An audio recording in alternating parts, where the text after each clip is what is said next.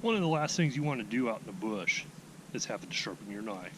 I've had this knife 6 years, haven't sharpened it once. Look at that cut. Your survivability is availability. With this knife, everything's available to you. Think about it. It's deep. Some people talk about the Scandi grind. They think it's the best grind. They're wrong. This is an American knife made in Taiwan. Taiwan, really? This is an American knife design. And when I go to the woods, I'm not in Scandinavia. I'm an American. I want an American grind on my knife to deal with American trees, not some wimpy little Swedish tree or Danish tree or whatever the hell your knife comes from. I need an American knife to do American jobs. And that means fighting bears. So that's why I like an American grind. A knife like this has many uses. I can use it as a toothpick. I can use it to shave. I can use it to filet mignon or gut a fish. I know a lot of you like a small blade for gutting fish. What are you, gutting minnows?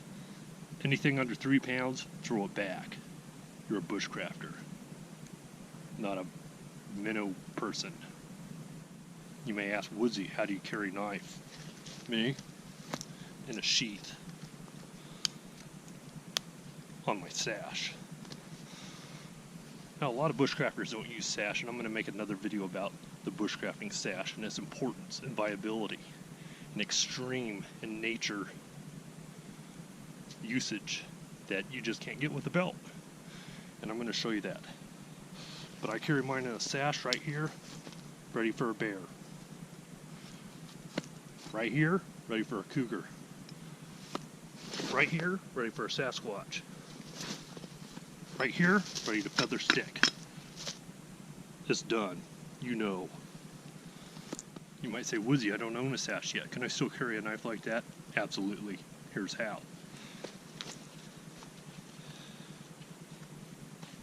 Pretend my sash is a... Get it off my sash here.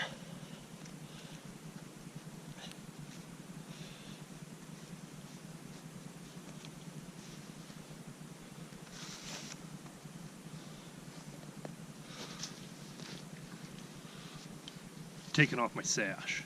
I'm exposed to the elements, to the wild, but you're worth it because I'm going to show you how to use your bushcraft knife on a belt.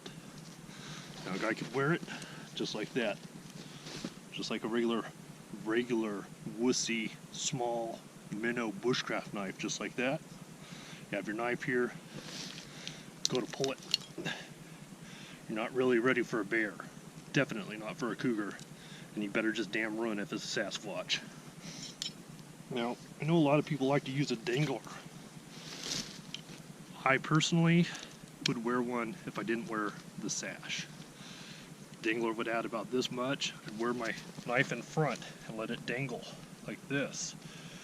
And then that way, taking a leak, bear comes, I'm ready to go, ready for action. Cougar comes, oh, ready for action. Sasquatch comes, ready for action. Now, I know some of you may not like the dangler. It might not be natural for you, like it is for me. Might worry about it hitting the side of your legs, flopping back and forth, kind of making a nuisance of itself. And I know that that's not going to work for a lot of you. It's fairly natural for me.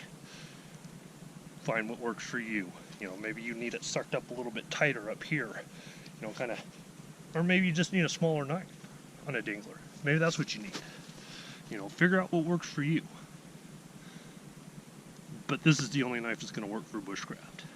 And so this is the only knife that's really going to work for you. Think about it. One of the things I do to my bushcraft knife is add reflective cord. This cord in the middle of the night will reflect if you shine a light across it. And you say, Woodsy, why do I need that? Well, you might go bushcrafting with your old lady and things could get frisky. How is she going to find you in the middle of the night? Unless you have a dangler, have your reflective stuff here, she shines light, she sees it reflecting, she thinks, guides you right in. One of the other things you could do, put some reflective gear on your zipper pull. You're welcome. That's just a little tip from me to you. If you want to save yourself some money, one of the things you can do is build your own knife, especially those little ones like you all have. On every video review, they say they use O1 tool steel, O2 tool steel, D2 tool steel, C3PO tool steel, and they basically give you the ingredients of how to make that knife. They tell you the steel. All you have to do is take a hammer, your oven, and a file, and you can make one right in your own living room. It's very simple. Right here, this Coast knife, stainless steel. Doesn't tell you what kind of steel it is, just that it's stainless. Can you reproduce this in the kitchen? No, because you don't know what kind of steel they used.